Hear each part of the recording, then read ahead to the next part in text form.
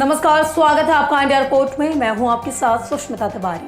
अल्पसंख्यक आयोग के सदस्य सरदार परविंदर सिंह के गोरखपुर पहुंचने पर सिख समाज ने उनका जोरदार स्वागत किया और अभिनंदन किया।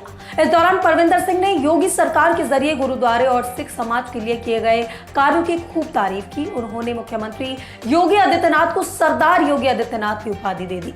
योगी मोदी सरकार की जमकर तारीफ की गई।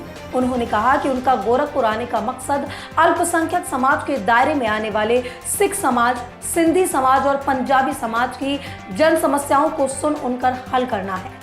देखिए गोरखपुर से हमारे संवाददाता इरफान सिद्दीकी की इस रिपोर्ट के जरिए। पत्रकार वार्ता में पत्रकारों से रूबरू होते हुए अल्पसंख्यक आयोग के सदस्य सरदार परविंदर सिंह ने कहा कि मेरा गोरखपुर आने का सिर्फ और सिर्फ एक ही मकसद है कि विभिन्न समुदायों के संगठनों से राब्ता कर उनसे यहाँ की जन समस्याओं पर बात कर सकूं, ताकि उन समस्याओं का हल कर सकूं। मदरसा आधुनिकीकरण, शिक्षकों के मानदेय बकाये को लेकर जब उनसे पूछा गया कि केंद्र द्वारा अंशदान न मिलने से आधुनिक शिक्षकों की हालत बेहद खराब है, तो उन्होंने कहा कि इस संबंध में पूर्व में केंद्र सरकार से बात की गई थी, जिसके बाद मदरसा शिक्षकों को राज्य सरकार ने अंशदान दिया।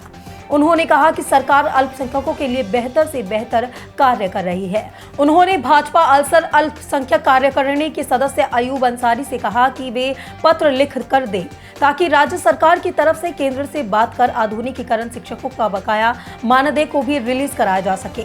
अल्पसंख्यक स्कूलों की हालत बद से बदतर होने के सवाल पर उन्होंने कहा कि जिन स्कूलों पर हाउस टैक्स का बकाया लाखों का है, वो पूर्व की सरकार के समय का बकाया है, क्योंकि एक साल में एक स्कूल पर 40 लाख हाउस टैक्स का बकाया नहीं हो सकता है। ये कई सालों का बकाया होगा। इससे भी धारा 14 के तहत हम बात करके हल करवाने का पूरा प्रयास करेंगे। मैं आयोग का सदस्य हूँ, तो मैं किसी भी व्यक्ति से किसी भी दल विशेष के लिए कोई आग्रह करने का अधिकार नहीं रखता हूँ। मेरा सिर्फ ये कहना है कि माननीय योगी आदित्यनाथ जी हमारे ऐसे मुख्यमंत्री हैं जो लखनऊ में मेरे साथ 4.5 वर्षों में 17 बार विभिन्न अवसरों पर गुरुद्वारे जाते हैं। जिस 5 कालीदास पे कभी सिख समाज का कोई कार्यक्रम नहीं हुआ हो, वहाँ पे 3 बार गुरु ग्रंथ साहब का प्रकाश कराते हैं। कीर्तन गुरबाणी का आयोजन होता है। गुरुद्वारा मोहद्दीपुर, गुरुद्वारा जटाशंकर साहिब, गुरुद्वारा निजामाबाद, आजमगढ़, पीलीभीत के विभिन्न गुरुद्वारों के जीर्णोद्धार के लिए सरकार पैसा दे रही है। आयोग सिखों के लिए सदैव कार्य कर रहा है।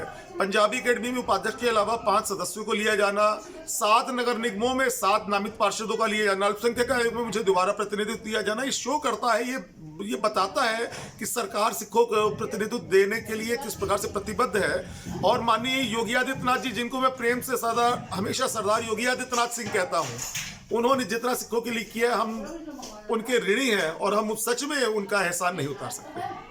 ये तो बात सही है कि चलो ठीक है, आस्था के नाम पे आप सिख समाज। ईमानदारी से बताऊं, गोरखपुर की सिख संगतों के साथ साथ उत्तर प्रदेश की समस्त सिख संगतों की ये एक लंबे समय से मांग थी माननीय मुख्यमंत्री जी से, माननीय प्रधानमंत्री जी से, कि यहाँ पे गुरु गोविंद भारत जो कि गुरु गोविंद सिंह जी महाराज और सिख गुरुओं ने यहाँ के लिए बहुत सारी बलिदानियाँ दी हैं।